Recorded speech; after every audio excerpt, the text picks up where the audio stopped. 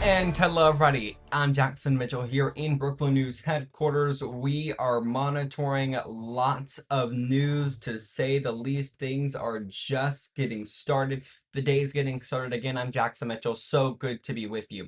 We want to take you to all the stories that we're following. So we'll start with this one right here in Minneapolis. You were taking a look live there uh, in Minneapolis, where the mayor and city officials are speaking on how the Trump administration policies are affecting them. Let's listen in here. Government right now is that we're seeing federal agents operate in communities across our country, not just St. Paul and Minneapolis, but in communities across our country in ways that certainly by impact, certainly have the impact and actually seem to have be designed for the purpose of making people more fearful and making people feel less safe in our community. That's a subversion. The problem is in St. Paul and in Minneapolis and all across the country is that we see federal agents showing up, and like I said, it feels to me intentionally. But whether it's intentional or not, federal agents showing up in communities across this country and having the impact of making people feel less safe, of making situations feel chaotic. And it is the responsibility of our police officers to respond to unsafe and chaotic situations in our community and help to try to be a stabilizing presence. And that's what I said earlier, and I think Chief O'Hare acknowledged this as well. And the truth is, you can interrupt me if you like, I don't even actually like the phrase crowd control because our goal has to be what I said at the beginning, to be a stabilizing presence, to be a reassuring presence, and as you've heard many people say today, to facilitate, not control a crowd, but to facilitate the crowd's ability to safely express their First Amendment rights. Now, one of the key things to that is we have people across this metro area who've been trained as peaceful interveners, people who've been trained as witnesses, as people who've been trained to be able to help be organizers. And when we show up to those protests, it's our responsibility to help enforce and follow the norms that help to keep that a peaceful protest, so that we can do our part as well to help be a stabilizing influence. And that's sort of what I was talking about when I said, we have to do the opposite of what they're doing. Sadly, we live in an era where we have to find all of our ways, whether that's community members, whether that's protesters, whether that's elected leaders, whether that's our brothers and sisters in uniform. We all have to find ways to help stabilize things that it feels like our federal government and our president of the United States are intentionally destabilizing. Yes, we need our officers to be helpful to be stabilizing presence in those spaces and in all of our spaces in our community. Thank you.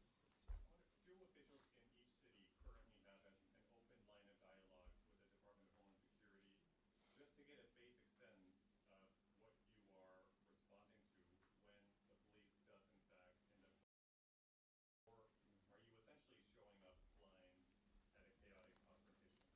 Can you repeat the question so I will. yes. Yep. We don't have Yep. mics on everybody here. Thanks, Chief. So the question, Ernesto's question was, do officials in our city have communication with the Department of Homeland Security so that when these large-scale raids happen, we're not going in blind? So we do work with federal law enforcement literally every day around violent crime, around people smuggling fentanyl into the country, gang violence, those types of things. That is a part of our job. But our officers that do work with federal law enforcement have very clear directives, and federal law enforcement is aware that we absolutely will have nothing to do with anything related to immigration enforcement. So as you are aware, the one instance that we've had in this city, we were caught by surprise because of that. But yes, on a day-to-day basis, we are still working with federal law enforcement to prosecute people that are carjacking people in this city, that are involved in gang violence, that are involved in smuggling drugs and shooting people. That still happens. But no, there is no communication around immigration enforcement. Chief, what preparations are you making and what are you telling officers? Are you having Mm-hmm. them have a riot gear at the ready just in case? What have you been telling your officers in those roll calls that you've been? Yep.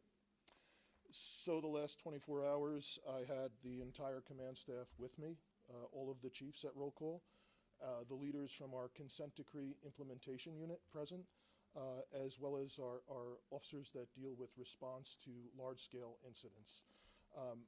So basically what I do is I have the consent decree implementation unit go over the city and the police department's policy around immigration enforcement to ensure everyone is abundantly clear where the guardrails are, and to talk about additional guidance that is coming out.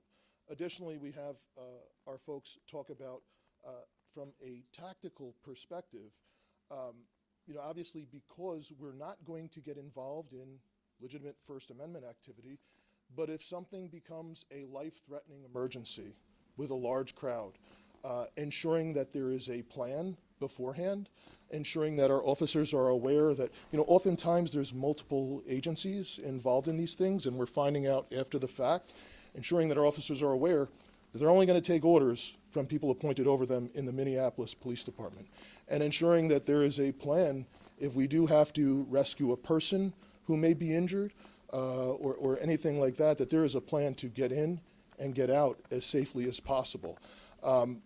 We will not automatically respond just because someone has called and asking for assistance. But if something is an emergency, there is no time to talk about and have it go up the chain of command and say, are we going to respond? But, things unfold very quickly, and we will do our sworn duty to respond to protect life when it's needed.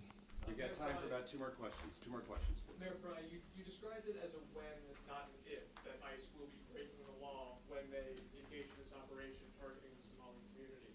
What tangible action can the city of Minneapolis, can the police department take to actually protect people who have every legal right to be here and to hold ICE agents accountable if, as you described it, they do break the law? I'll start by noting that all of this is based on reports that have come out recently from the media. If in fact those reports are accurate, and there are 100 federal immigration agents that will be deployed upon Minneapolis and St. Paul specifically with the intention of targeting our Somali community, they're going to run into all sorts of constitutional impossibility that they can't begin to comprehend. Again, there's more than 80,000 Somali people that live in the state of Minnesota. A very tiny portion of them aren't citizens. In other words, the vast majority, almost all of the Somali people that are here in Minnesota and in Minneapolis are citizens. I feel that it will be a practical inevitability that when people are arrested by federal immigration agents, they're going to get the wrong people. They're going to make mistakes. They're going to screw it up so badly that they're not just violating habeas corpus, but they are taking away the rights of American citizens. I've heard recently some of the comments that Donald Trump has made. I've heard commentary that a number of people around this country are making about our Somali community as a whole, holding them at fault for the actions of a few. The perpetrators of any form of crime should be held accountable in the United States, regardless of what ethnicity, religion, or background you come from, period. And whole communities aren't then held accountable, though, for the actions of a few. I'm Jewish. But when Bernie Madoff was committing all sorts of financial crimes, nobody held me accountable for them. I don't know if Ted Kaczynski is Polish or not, but regardless, if he is, nobody held a whole bunch of Polish people accountable for what Ted Kaczynski did. I could give 13 more examples. But the bottom line is that we have a justice system in this country, and this justice system relies on due process. It's a justice system that we abide by. We have a constitution in this country. And for those that claim to be constitutional scholars, you can't throw that constitution out when it doesn't benefit your interest or doesn't hate on the groups that you hate. That's what we're seeing a lot of right now. Yeah, I'm going to have the chief say one thing, and we'll take one more question then. I just wanted to add one point onto the original question around community and fears that things may be unlawful. We have experienced reports in this city, and I'm sure in St. Paul also, where people call to say that there's folks that are masked, that they're not sure if they're law enforcement, that they may be kidnapping people. Like, we have had those reports.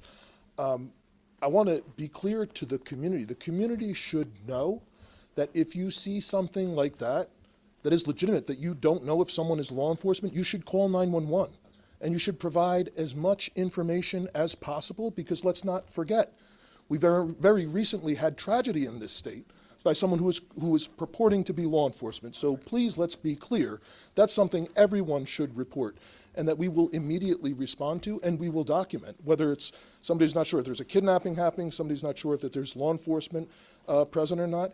And that's something else that's additional policy requirements that we are implementing, that we will document and report these types of things anytime that we hear it, and reminding our officers of their duty to intervene. So if there is anything that is a violation of someone's human rights or civil rights, excessive force or anything like that, they absolutely have a duty to intervene as police officers. Okay, one more question.